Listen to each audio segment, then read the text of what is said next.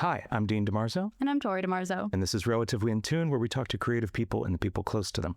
Today, our guests are Olivia Dei Cicchi, who is a cast member of Wicked, and her boyfriend, Lucas Murray. We actually recorded this episode with her a few months ago. Right. Or maybe not, maybe like a month I was going to say it was about a month. And she actually just had her last night in Wicked last night, I believe. So. And this is perfect timing because she just released her first single, Karma Colada, which is so cool. You're going to hear us talk about this a lot in this episode. So without further ado, we're going to jump into this episode with Olivia Dei Cicchi and Lucas Murray. Why don't the two of you introduce yourselves and tell us why you brought the person you brought and how they're in tune with what you do? Hi, I'm Olivia Dei Cicchi, and it was a no-brainer to bring Lucas because he's not only my partner in life, but he's my partner in everything I do artistically.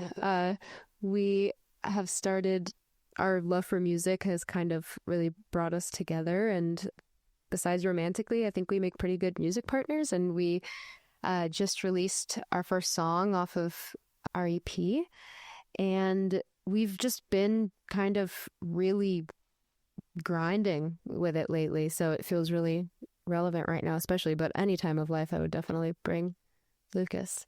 Do I introduce myself now? Yeah, I think so. I'm the one who was brought, I think, to this, and and I'll say also by way of introduction for Olivia over here, she is an amazing singer. She has been on Broadway for how many years? 3 years on Broadway. My background is more of a music producer. I've produced music for a lot of brands. I've been in kind of like the sonic branding world and making music for companies. But my true love is kind of, doing the artist work, and have released my own music over the years. But Olivia and I, found this great like musical chemistry coming from like very different backgrounds. And she just kind of recently got into songwriting, and I've been, producing and writing songs for a long time, and it's been a great collaboration. I mean, she kind of writes the songs, the lyrics, the melodies, and then I kind of just fill out the rest, and it really works. He does contribute to the lyrics and melodies. He's just being humble. I was going to say, don't undersell yourself. Yeah. I mean, just around the edges, I will say, like, I couldn't do what I do artistically without him. Even in like the Broadway community as well, he's really like been my rock when it comes to just like support and encouragement and reminding me why we do it, Yeah, I get to do a lot of like bad acting whenever she's doing a self-tape for auditions. So I'm like the person off camera reading the lines, and I do my best, but yeah. He's actually a really good director though. Like, he may not be able to act, but he's so good at communicating to me what is actually the better choice. And then I'll watch the one that I did first and the one after he gave me notes. And I'm like, and I always send the one after he gave me notes. He should be a director. I can't, like she said, like I can't act. I couldn't act my way out of a box, but I could tell actors what to do. That could never do it. I'm always fascinated by seeing people come from the Broadway world into the, I don't want to say like traditional music industry, but the pop songwriting kind of world, because I've done a lot of work in both those worlds. They are not especially similar styles of song a lot of the time. And then to add songwriting on top of that, which is a whole other skill set. I want to know first how the two of you met. And I think that's going to naturally segue into how you made that jump and bridge that gap. You want to take it? you take it. Well, like many a modern couple, we met on the apps. So it was just kind of a fluke occurrence, the algorithm was in our favor that day. He was like the only person. I was on that app for a singular day, and I met my greatest love. So like, don't skip out on the apps. So which app was it? We have a running tally on here of which has been successful. Oh, which ones do you have? What's the most successful one? Hinge has been working out for a lot of people. Yeah. Hinge was ours. Yeah. There you go. We still need a sponsorship from them. We do. I know. Yeah. There you go. Hey, no free ads here. You gotta bleep that out until you get the Hinge money. Yeah. And then how did that kind of shape into your career then today? I mean, like, it was before we even met in person, we shared the music we had made with each other. And I was having major imposter syndrome because Lucas had a whole album out and I listened to it top to bottom. And it is still like one of my favorite things to listen to. I tell him all the time. So hearing he actually had real music and I had like little, I think I also had just started writing music really over the pandemic. So I had all these rinky dink kind of demos from my bedroom or actually in relation to you're mentioning people from Broadway jumping to the music industry. I kind of have a unique backstory that my parents are both professional musicians from like the big hair 80s days. So they sing like heavy rock and roll. So I was always influenced by that. And I'm the black sheep because I found musical theater and opera somehow. And my sound is very different from them, but also like I'll hit the right note and I'm like, oh, I sound just like my mom. which is sweet. And especially when I listen to her older stuff, but so I made a lot of those recordings in my dad's studio. My dad's a music producer, so it's all close to home. Would you say that the pandemic was kind of your turning point because everything shut down? I feel lucky to have found something else that I feel so passionately about, and also that I feel like might be good at. Theater has always been like a non-negotiable since I found it very young in like late elementary school going into middle school, and I always knew like that was the thing that I wanted to do. So I think having all that free time during the pandemic, I bought myself a really nice Taylor acoustic and I taught myself how to play. My dad taught me a little bit and I still can only play like basic chords, but it's enough to make something. And then with someone like Lucas, you can really make it into something really great. And I'll just say, like, about kind of our origin too of like meeting and sharing music. No one's listened to my album, but here's some advice for any of you who happen to be on Hinge: make an album, because you might impress a girl who then you fall in love with. So like it's huge success, unintended success. If the album wasn't so good, maybe things would have turned out differently. She's got taste, she's got standards. I've got good taste. It's a good album. It's called Dinosaur Days. You should definitely listen to it. Olivia, so you started out, you got interested in musical theater.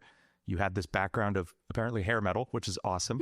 I know there was a particular theater camp you went to a lot growing up that was kind of a pivotal element in your life and now career. Can you tell us a little bit about that for people who aren't familiar with it? I know it's obviously very important to people in the musical theater world, but I had never heard of it before. I listened to another podcast you were on, so I heard a bit about that. Sure. The only other podcast someone has invited me on, yes. Yeah, Frenchwoods was great. I went to Frenchwoods when I was 12 years old. I went there for 6 consecutive summers for 12 weeks, which as an adult, I'm like, that's not long at all, but as a kid felt like a lifetime. And it is actually the only reason I'm where I am today, is completely not just because it showed me musical theater and it taught me about myself as an actor, but I got my representation through this summer camp because I happened to be a counselor for a girl whose father worked with my now agent and manager. So he saw me in a show, or she sent him YouTube clips, and then like I was 18 and my manager signed me. And that, but also in tandem with like, I went to an arts middle school and I knew about musical theater, but we weren't doing musicals yet. And so my first summer, I got really lucky. I didn't even know what I was walking into, but I got the lead and I played Mame in Mame, which if you know Mame is hilarious because that's like a 50-year-old woman and mother figure. And you were 12 years old at this point? 12 years old. If I can find clips, I will share them. But that's the beauty of theater, though. Yeah. The suspension of disbelief was strong. wrong. But yeah, I did that, and I felt that I did a good job. For me, sometimes it works against me, but it's important to feel like I can trust myself in something. So when I do something and I feel like I can really show up and do something that is complete and feels true to me, then I am probably going to do it, which is probably why writing music hit me so hard over the head. And I can't believe I didn't find it sooner. My parents doing what they do, they've just popped out albums my entire life, and I toured with them as a kid too. So I'm sad it took me so long to pick up a guitar. But yeah, Frenchwood's, like, I met my best friends there.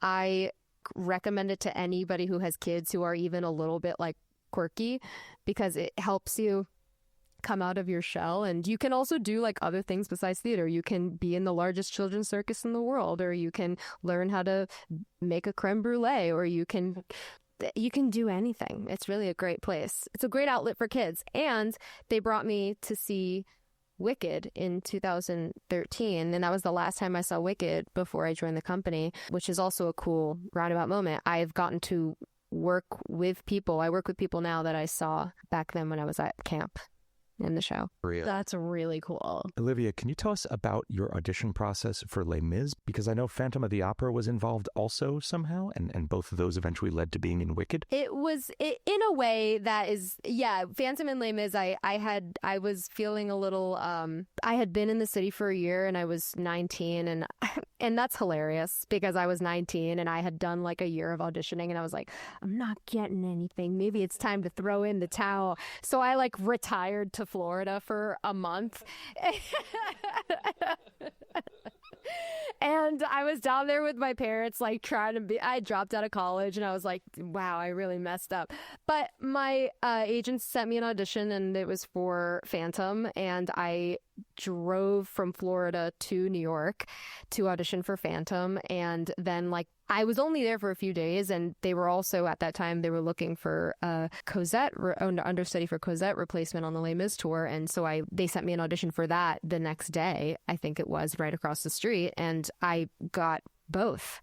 I never got to do Phantom, sadly, but because I was with Les Mis, but that was a crazy, weird moment in my life too. Yeah. That's always how it goes. The second, like, of course you wouldn't get it while you're in New York, but the second you leave is when that pans out. Exactly. I think walking away from, I mean, I wasn't about to walk away from theater, but I think walking away from something can often open a lot of doors. There's also something very funny about the way you said, like, you know, I was 19 and given it a year, and I gave up and retired to Florida. And there's something very funny about that after playing a 50-year-old woman at 12. Just very old soul all around. Oh, yes, of course. Very Norma Desmond. You mentioned that, like, starting to write music opened up, you know, a connection with your art in a way you hadn't experienced before. Tell me about the first time you wrote a song. I think Lucas should take this one because... About you writing a song? No, the first time you've written a song. Oh. I feel like Lucas is such an incredible... Like, I long to do what he can. He's such a wordsmith. Oh, I'd love to hear both of your stories then. Okay, I'll briefly start. I think the first time I wrote a song was I took a little songwriting course when I was like 14 years old. And I had been playing guitar for about 4 years. And I love to like make up little stuff. I was like terrible at like practicing, but I would play all the time and just be like, I made this thing up. You know, it's way more fun and engaging just to make up my own thing. And then I took this songwriting class, and then it was kind of like, oh, you can just say whatever you want, and you can like put whatever sounds you want together.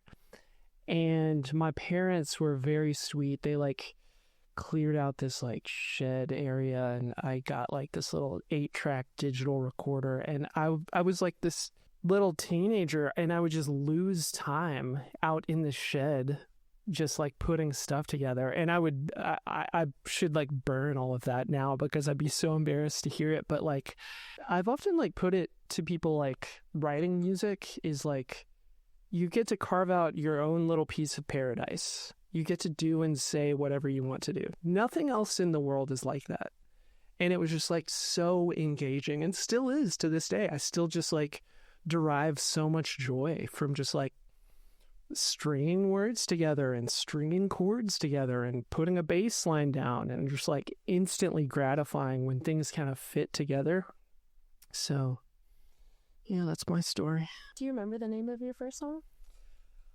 So I had to write, I mean, this is also a funny parallel to your, like, you were 12 playing a 50-year-old woman. I was like, so the song I wrote for this course was like this old, it was like this old cynical, embittered soul calling bullshit on the world, just already so cynical about how people were acting and all of this stuff. And I was like, I'm 14, I don't know anything about life, you know.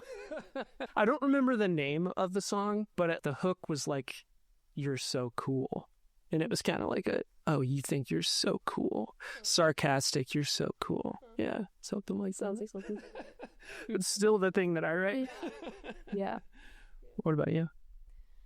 I mean, the first song I ever wrote is, I just talked to you about it the other day, about revisiting it. I think I started writing music because I was so frustrated in the pandemic, and I had so many emotions, as so many of us did. And I was like, I literally need to put this into something. And I started writing about really tangible experiences, which is both a blessing and a curse, like today, because, and I talked, Lucas encourages me a lot to not be so literal in my writing.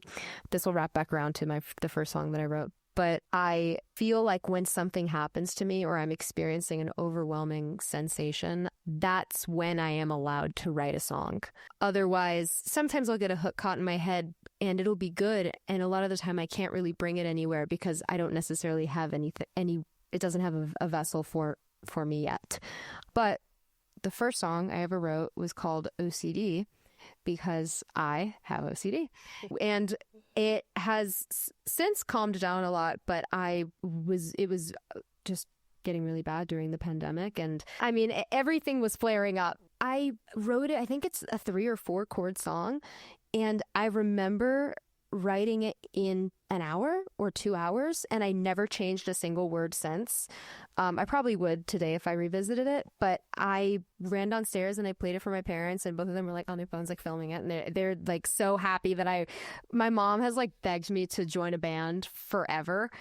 So she was on cloud 9 and they love it. And my mom just the other day was like, "Can you please record this song?" So maybe I will. First song I ever wrote. And yeah, that's something also I've noticed about myself is I feel like all of the songs that I have and am about to release, I've finished in like pretty much bone structure in a day. So sometimes if I don't finish a song in a day, I kind of scrap it, which is not the right thing to do. But I just have noticed a pattern. Everyone's process is different. I know a lot of the time I will just go into my studio and come out 8 hours later with like a finished song almost. And then other times, like literally the last 2 songs I've released, I will write like 90% of a song, hit a brick wall and go, I don't know. And then come back like 3 years later and go, oh, that's what it needed. And then put it out and it's great. You never know. But I think the two of you, hearing your different like outlooks on songwriting is really interesting. Yours, Olivia, mirrors a lot of yours, I think. The songs you've written, you've talked a lot about how it always has to come from an emotional place that you are, you know, that's the engine behind the song. And Lucas, yours seems more exploratory, and that's something I can really connect with. I write songs about, it's almost more akin to a Broadway situation where I'm writing, actually, I write about video game characters. That's the niche I fell into specifically. It just happened like 15 years into making music. It's the thing I found. But I've never like emotionally connected to the thing I was writing in until recently. I've started using it more as like kind of a vessel to explore those thoughts and those feelings. And what you were talking about, even at 14, that was you just starting to explore the thoughts of like questioning the world. And that's really interesting to me to see the whole spectrum of how you can approach music. Yeah, I think that's an entirely accurate assessment of each of our processes. Like, I'm a tinkerer, you know, and I'll find myself moved to explore a topic sometimes, but more often than that, my process is like, I'm tinkering. I'm like, what about this? How would this sound? And we are a funny kind of yin and yang sort of thing, because Olivia is more like, I'm trying to express this meaning and this feeling. And I'm like, how does this syllable sound with this syllable? How does this bass tone sound with this? What if I did this? What if I did this? And it's more like I'm kind of like chiseling away at it until I'm like, that's good. Yeah.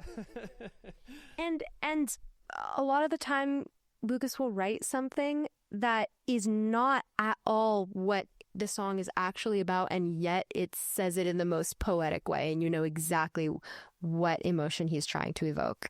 And that's why I say, like, I wish I had some of that. And I also think I could be wrong, but it might also be like a female thing. I feel like a lot of, I don't want to speak for all female writers, but like it comes from I'm a black and white thinker. So then my writing becomes that way too, which is also something I'm working on. But yeah, sometimes a song doesn't really have to be about anything if it sounds really good. Yeah, I have a much higher tolerance for it doesn't have to make sense. And that my natural perspective is that the listener is probably going to interpret this however they're going to interpret this. And I can try to get a meaning across, but they might not pick up on that meaning, but they still might like the song, or they still might not like the song. So it's kind of like, I even probably intentionally in lyrics favor things that can be more interpretive than like I'm telling you exactly how I feel. And also, I think why I write the way that I do is also heavily influenced by musical theater. Musical theater is like all exposition. I feel this, I'm doing this, and then I'll go here, and then I'll meet the wizard. You know, like it's very in front of you, and it's beautiful in its own way, but sometimes it doesn't quite translate over. I think that's kind of where I've struggled. I just started listening to like normal people music 2 years ago. And I still probably 50% of the time am only listening to musical theater, which is like really embarrassing, and also I don't care. I love it. I love it. What can I say? But it's been a shift. So I'm just, my whole life, I'm just influenced by show tunes. So sometimes, and it's in my music that I write still, and I like it. It has an element of like, if you like pop, indie rock, musical theater, like what? Like it kind of speaks to that. And also the song I just released has a really funky time signature. And Lucas has pointed out to me that I love a weird time signature or a time signature shift, which is very musical theater. It is. That's some Sondheim stuff right there. Where did you release that under? Because I went looking on your Spotify. My last name, Dei Cicchi. It's called Karma Colada. It's the name of the EP and the song. So the only thing I went looking on Spotify, I found The Workshop, a musical you were in 2019.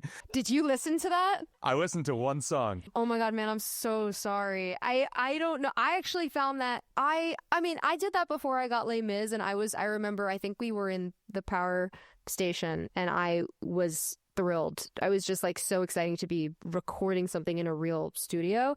But I found that recently because I was like, oh, do I have anything at all on Spotify? I found that, I showed it to Lucas, and I was like, I did this once. Yeah. Hey, we all started somewhere. That is great. Lucas, I'm curious, what's your background experience with musical theater before meeting Olivia? Had you been into it at all? Because some people are, and some people have not encountered it. That's like your sister and her husband. Like she loves theater, and he oh my God, yeah. My sister lives on Broadway. She worked at Roundabout Theater for a while. She sees every show a million times. Her husband does not like musicals. We love him. It just hasn't connected for him yet. That's fair. It's not for everybody. So my background and experience with musical theater was like zero experience in background with musical theater. And honestly, I admit to a bias here in that I thought that I didn't like it. But my knowledge of musical theater has grown exponentially in the last 2 years that I've dated Olivia. But it's been very funny too, because like literally all of my information about musical theater has come from Olivia. So when she's like, so-and-so in Parade, and I'm like, if you haven't told me about Parade, I don't know about Parade, But early into us dating, I went to see her in Wicked. and I had never seen Wicked before. And again, I was walking in with kind of like an attitude of like, I'm like a cool guy. I don't really listen to musical theater and stuff like that. And I was blown away. The performance, the music itself is so cool. And I've gotten to a point where like I have hardcore opinions about musical theater now, which I never would have thought beforehand. And some good opinions on musical theater too, and some very hot ones that would be probably problematic. I got some controversial opinions, but what I appreciate in musical theater is what I would say is kind of like the traditional genre of musical theater, and like shows like Wicked that kind of, you don't really encounter that style of music outside of musical theater.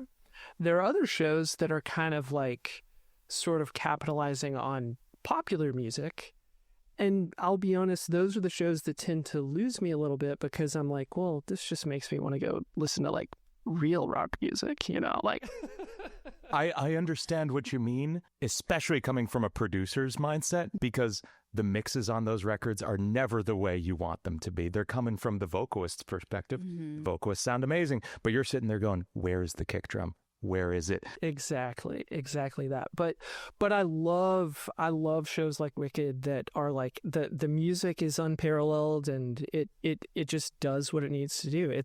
It's perfect for that medium. And it's also really cool, like Olivia mentioned, to hear her musical influence coming out and us kind of putting it through the filter of popular music, like a real sort of release that is mixed, like how a release is mixed. But the influence comes from, like Olivia said, she came up with this melody that was like in 7/8 time. And Olivia is a natural. She's not sitting there down and like trying to be like, wouldn't it be cool if I wrote a song in 7/8?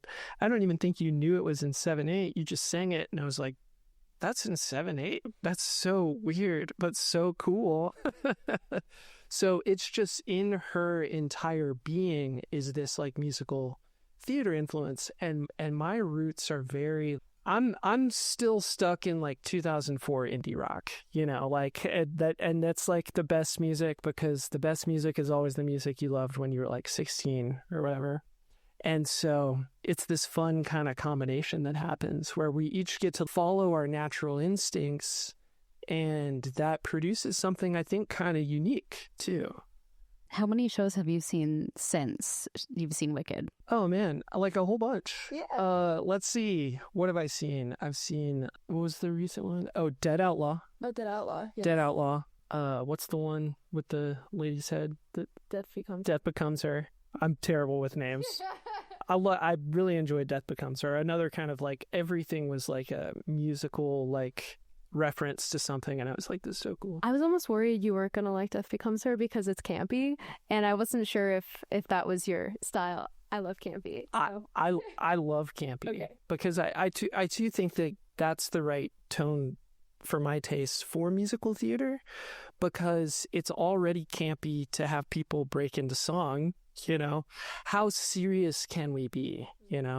And that's not to say like serious moments don't work in musical theater, but it's lighthearted anyway. We're singing. We're people on stage singing, and that's already a little funny and campy. What was the other one? Sweeney Todd. Sweeney Todd was awesome. Oh man, we wanted to go so bad. We couldn't make it work. It was so good. That's my favorite musical. Lucas got us tickets, and it was so good. I'm so really good. Really good. Is that all we've seen? No, I feel like we've seen. Oh, we saw Sunset Boulevard. Oh, Sunset Boulevard, so cool. Such cool music. Yeah. Love that one. Separately, I saw the crowd pleasing Disney classics, Aladdin and The Lion King, with my family when they came to visit here. So yeah, I've seen a whole bunch. And he's seen Wicked 5 times. We've been dating 2 years. He's seen Wicked 5 times. He shouldn't have to pay for a ticket anymore. When we interviewed Jordan Litz, we asked his wife that same question, and she's like, it was over 30 something at this point. Like, she'd lost count. They've been together a long time. So I want to say, like, percentage wise, you guys are probably neck and neck. I think I'm at a good rate. Also, shout out to my goat, Jordan Litz, greatest Fiyero of all time. I mean, he's my only Fiyero I've ever seen, but I can't I can't believe that anybody would be a better Fierro than Jordan Litz. Also just a sweetheart. So shout out to my goat. So we also saw that you were in a movie I was in a movie. with Anne Hathaway. Can you talk about that? Yeah, for sure. Anne Hathaway, Peter Dinklage, Marissa Tomei, directed by Rebecca Miller. It's called She Came to Me. Again, another like instance of abundance coming kind of all at once when life kind of feels like nothing's happening and everything was just happening at the same time. I got Wicked and this movie at the same time. I think I had auditioned for something else that was an opera singer. I had to speak and sing in Italian. And this was before I moved to New York. And then a couple months later, my agent got this audition for me. And he was like, do you still have those self-tapes of you singing that opera? And I was like, yeah. And he was like, okay, I'm going to submit it for this movie. And then he called me like a couple of days later and told me I knew nothing about it. I didn't get a script. I didn't even get the name of the movie. But I started shooting soon after, and I got to play like an alien bride. Well, like an alien bride in an opera that Peter Dinklage wrote at the end of the movie. Right. It's like an in-fiction work. Yes. So it was honestly like crazy, and I couldn't really believe where I was or what I was doing. It was cool because I got to sing and I got to actually record it in the studio, and it's like on a soundtrack. And we filmed in an opera house in Inwood, and it was stunning. And I was like in this trip after the entire pandemic, after so much of nothing, sitting in a trailer for my first movie, also knowing I was about to like go to do Wicked. I was completely on top of the world. It was great. It was so fun going to that screening and also the after party. And I mean, like, my mom was my date to the after party, and like one thing I know about my mom is she's gonna make me take a picture with every single person that she recognizes. So she was like, go talk to Marissa Tomei. And I'm like, I'm scared of Marissa Tomei. Marissa Tomei doesn't know me. And so, but then my mom like literally was like, Marissa Tomei, this is my daughter. And Marissa's like, what? But my mom has a picture of me very anxiously having a very quick interaction with Marissa Tomei. I love Marissa Tomei. So I was just so nervous. And then I spoke to Anne Hathaway for a little bit, which was also like completely crazy. And then I walked away from that conversation, and my mom was like, why didn't you tell her that you played Fantine? And I was like, because that's irrelevant. Oh no. Yeah, it's okay. She's my biggest cheerleader. My mom, not Anne Hathaway. That is fantastic. You've mentioned a couple times that it's, this kind of feast or famine of the entertainment industry. A lot of things always happening at once, and it's always something that you probably never gave that much thought to coming up again, like that self-tape of you singing opera later being used to audition for this thing. That is such an interesting, frequent occurrence. It's something I talk to you all the time about. As she's building this podcast, this is her podcast. I set up the things and I co-host, but we're trying to grow this. And as I've said to her, it's something you'd never, ever expect. It's someone you'll talk to once, and then 2 years later, they're like, oh, by the way, I've got this connection for you. Absolutely. Yes, that's exactly how this industry works. I thought I was going to end up in a question there, but I hadn't. I have an answer to your non-existent question there, which is that any creative field, like especially music, it's such a crooked path. And I teach some students at NYU, and they're just doe-eyed, and they're like, what have I gotten myself into, and what do I do? And I'm just like, just keep doing stuff. Just do stuff. If you don't have an opportunity, like, just make an opportunity and like make something, because you never know where the path is going to go. And all you can do is to just be like doing work in any form or fashion. And you don't know who's going to hear this one thing that you did, and they're going to like it, and they're going to tell their friend whose cousin happens to be married to a producer who's like, I got just the guy, So yeah, I think that's all we can do. It's such an unknown, crooked path. You never know when something's going to hit or not hit, and so you just have to keep doing stuff. That's exactly it. Lucas, I would love to know more about the, I guess, commercial side of music you were doing. Yeah, it's a weird thing that I have been doing for like the past 6 years or so. My background is more of a performer and guitarist. That's kind of how I made my little bit of money that I ever made before, was sort of a sideman for various projects and just playing guitar and saying yes to every opportunity, and scrounging up people. Hey, you need a guitarist over there? I heard you were starting a band. And I would play guitar and go on tour and all that. And I'm from Little Rock, Arkansas originally, and I moved to New York to go to grad school at NYU and was studying jazz and realized I suck at jazz, and I started taking film scoring. I had this same path. Yep. Look, I love jazz. It's so hard. Everything about it is hard. The music is hard. The going to jams and like waiting until like 3 a.m. to like play one solo and like meet people is hard, and touring is hard, and there's so many great jazz musicians here in New York, and I was just like, I'm gonna just check out on that. But I found myself getting interested in film scoring and producing, and then I got this internship at this company called Made Music Studio that I still work with more in a freelance capacity now. And what we do there is, quote unquote, if you want to sound fancy, sonic branding. And so we will give, it's more expensive when you say sonic branding rather than, something else.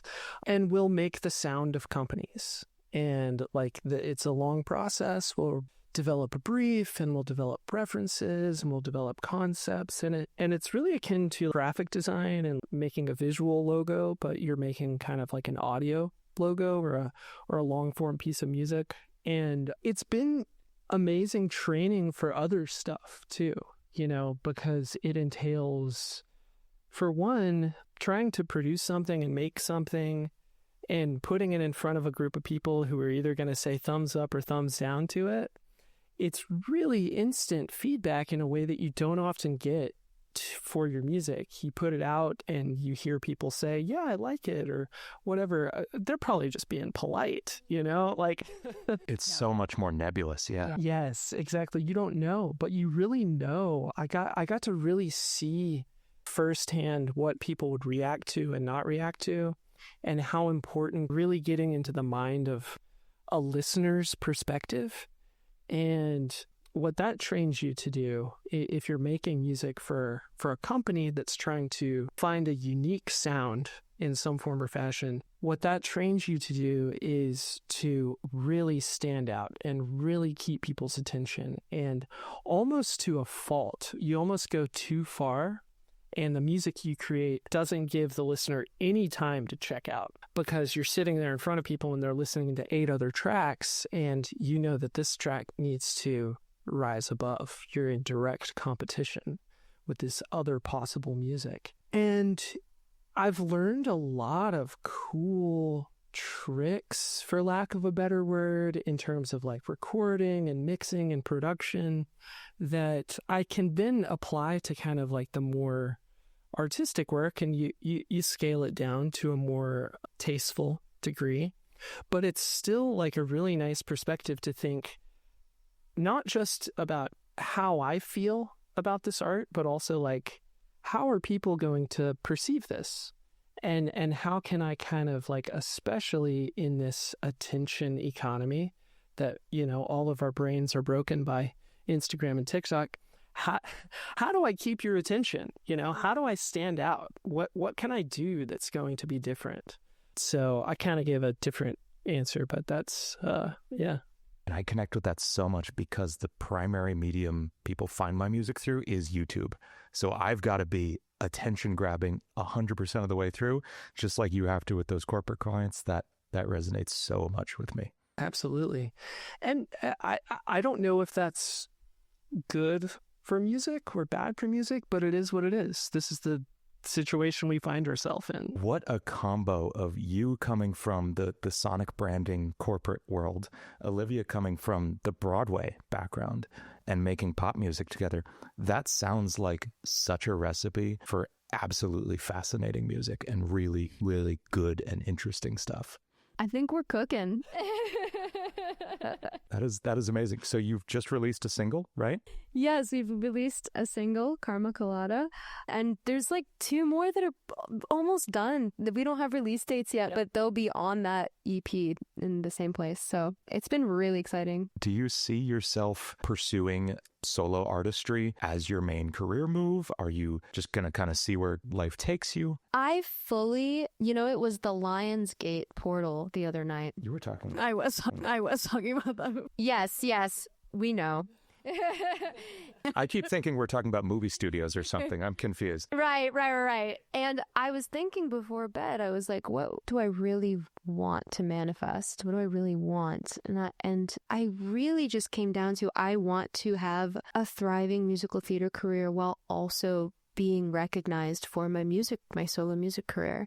To have both of those things, kind of like, Renee Rapp, I love Renee Rapp, and she's not really in the Broadway scene anymore, but like in a world where Renee was still like popping into Broadway shows, oh my God, like that, to uphold both of those paths. And I know both of them are extremely time consuming. Making music on an 8-show week schedule is, I don't know. I don't know. I write music on my walk and my train ride to work, and we carve out very specific time coming into the studio before 2 show days, or meeting up to submit hub between shows, like anything that we can do. There's like no time. And even if I wasn't working on Broadway, I'm sure just living in New York is an animal in itself. So it's hard, but it also is like great.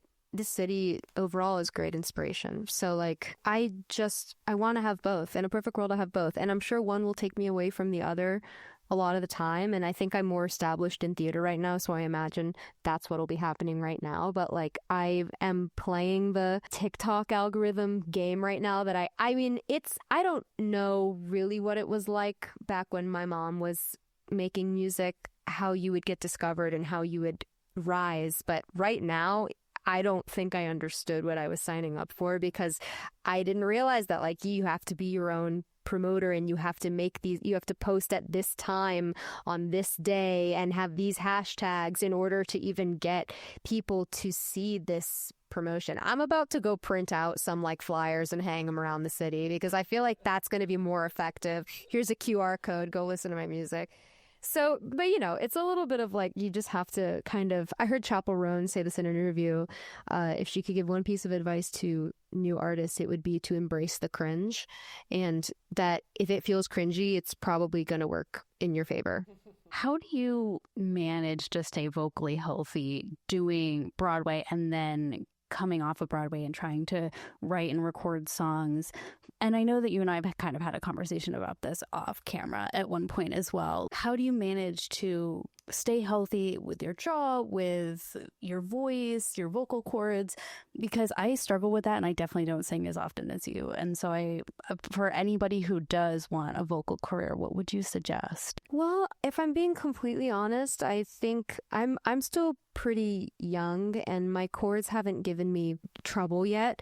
So, staying hydrated and getting sleep and taking care of your body, exercising and all that is really important. I only recently started taking voice lessons, but more so because I want a more sustainable tool belt. So when my voice starts to kind of flake out on me, I know where I can pull from. But I know my voice, and we were talking about, I'm having like everyone in my circle knows right now I'm having an ear problem. So because I can't stop talking about it because I'm so annoyed by it. So I'm like, you going to the doctor and just staying on top of it and making sure you take your medicines and do what you can. But warm-ups are great. I have a few great teachers that I really like, and warming up and cooling down, which everyone's bad at, but I think is really important. Can you talk about that? Because it's one of those things I keep hearing I should do, and I never do it. Yeah. It's so hard. It's so hard to do something when you know that what you're doing is already working for you, but in the long run, you're going to wish you did it. Cool. I mean, like, I don't know. I get off stage and I'm like, just making low sounds, and I think that's what you do, but there's like a proper giving yourself a little massage. That's good too. A little tongue stretching. I think like I'm not the professional. Like I really don't know. I can't believe I mean, everyone around me is so qualified. They are so trained and know so many things, and I just don't. I grew up with singers, so everything I know is from them and from watching them. And I've developed my own way of singing, which I really love about my voice. And I've had teachers that tried to change my sound, and it's my first red flag, because I think there's a way to have a healthy voice and not have to change your own sound, which I think inherently might have been why I avoided teachers for so long. My parents never took voice lessons, and I think they have probably done some damage, but they were singing much harder material. But my mom always said Barbra Streisand never took voice lessons. I don't even know if that's true. I don't know. We'll fact check that later. I totally hear you on that, because I didn't take voice lessons either for a really long time. And then as I'm getting older, I never warm up. You always were like, how can you just, start belting out of nowhere? You didn't warm up, you didn't do anything, and here you go, you're just doing it. I'm like, I don't know. But now I am in that stage where like, oh, you're going to wish you would have done this. And I'm struggling with major jaw issues, major ear problems now, and to the point where I've had to cut back on gigs or do so many different things to try to navigate the problems. And I wonder if it would have been useful to go to lessons or even just to learn how to like warm up in a way that made sense for myself. Because now, I wonder if that's why. But again, like you said, maybe it's like a slightly harder genre of music that you're singing that can cause more pressure in your jaw versus, I don't know. No, nobody knows your instrument like you do. So a lot of the time, I trust my instrument, and I trust that I can tell where the problem spot is.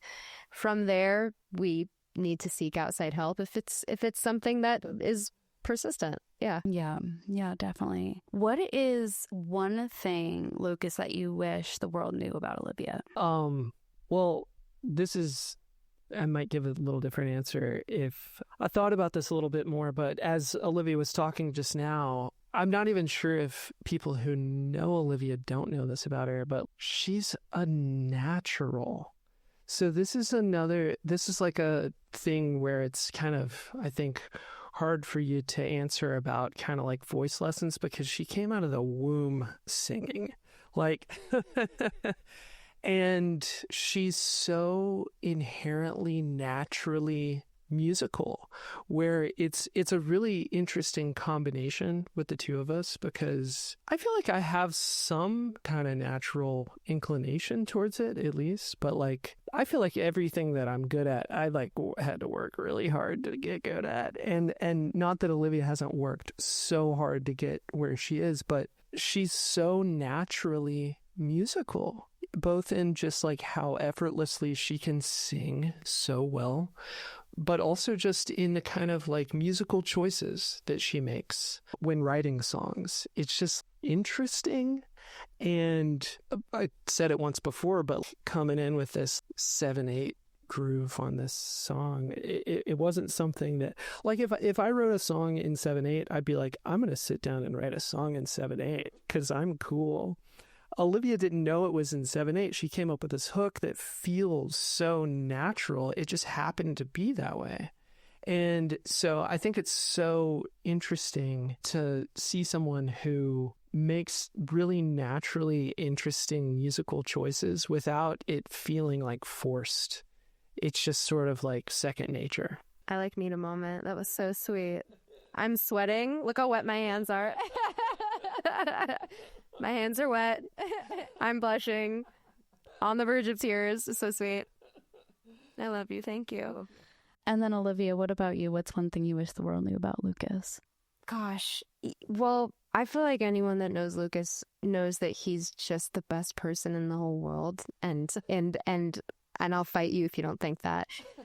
He's also the funniest man in the world, if nobody knows that either. But I genuinely believe that if someone gave Lucas the keys to the world and to the country and to just like the way that we kind of naturally are and how things are, I think Lucas could save the world. I don't know how to say this in the way he's got such a good heart, and he is so righteous and so passionate about helping other people, and he's so like good-hearted. Everything is coming from just the purest and goodest place, and I think if more people were like that, the world would be a better place. And he sees things the way they are and also sees the way that it could be. And every day I think he does everything he can in his life to kind of create a world, create that safe haven for people and speak out where he believes it's necessary and is helpful. And I think he should be the president of these United States. Great. I don't even know him that we well. met you an hour ago, and I agree. That is also about to make me cry. But no, if I got all the power would corrupt me and I would turn into an awful person. Yeah. Not as bad as it is right now. I was going to say, real low bar right now, man. That's true. Yeah. But I mean, like, we all agree, bars on the floor, everything's on fire. But like, we've had so many, I've learned so much just from, I've never been like into politics, but it's not just about politics. He really helps me understand it from the worldview of just like people and how we all really at the core of it want the same thing. And that is to like be happy and healthy and be able to support our families. And most days we have really incredible discussions on like what a world could look like and where the problems are. And we all just want to live, laugh, love. yeah, We all just want to live, laugh, love. exactly. And the problem with people is that they think that other people are different and we're so the same, you know? And so, yeah, I care like about two things, and that's like EQ curves and like and justice, you know? It's what occupies the entirety of my brain. One half is like EQ curves and dialing in the right compression ratio. And then the other half is like, man, this could all be simpler if we all just realize like we're all the exact same. That's amazing. Thank you both so much for joining us. Oh my gosh. Thank for you. having us. So fun. We're going to go cry and about a sweetness now. Yeah. That's why we do this. It's so nice. These are conversations I feel like you don't get to have on most like musician interview podcasts. Yeah, it's really nice. Yeah. It's felt like a really warm session of couples therapy, honestly. Totally. Thank you so much for listening. Thank you to Olivia and Lucas for joining us. Listen to Karma Colada by Dei Cicchi on Spotify. We'll link it down in the show notes below. And if you like what you heard, please follow Relatively In Tune Pod on Instagram, TikTok, and YouTube. And we're now on Twitter as well, or the other name for it. On X, we are RIT Pod, which is crazy that you got that handle. They didn't let me take anything else. It was too long. Right. So yeah, we're Relatively In Tune Pod everywhere except Twitter, where we are RIT Pod. So follow us everywhere. Look out for clips from this episode and others. And rate us 5 stars on Spotify and Apple Podcasts or wherever you get your podcasts. And we also have merch on our website. So you can find that in our link tree. Pretty much the link tree is, I think, on every platform at this, I think, right? Yeah. You can cut that so it doesn't sound bad. And also, if you know a guest that you think should be on the podcast, definitely DM us and let us know who you'd like to see for next year, because we are now booked out till the end of December. Wow. So if there's anybody that you'd like to see on the podcast, definitely let me know. Or if you are somebody that wants to be on the podcast, there is a form in my link tree. And you can fill that out, and it goes over a whole bunch of different details with you, so we can get you on the podcast next year. Cool. Well, thank you again for listening. We will see you next time. I've been Dean DeMarzo. I'm Tori DeMarzo. And this is Relatively In Tune. Bye-bye.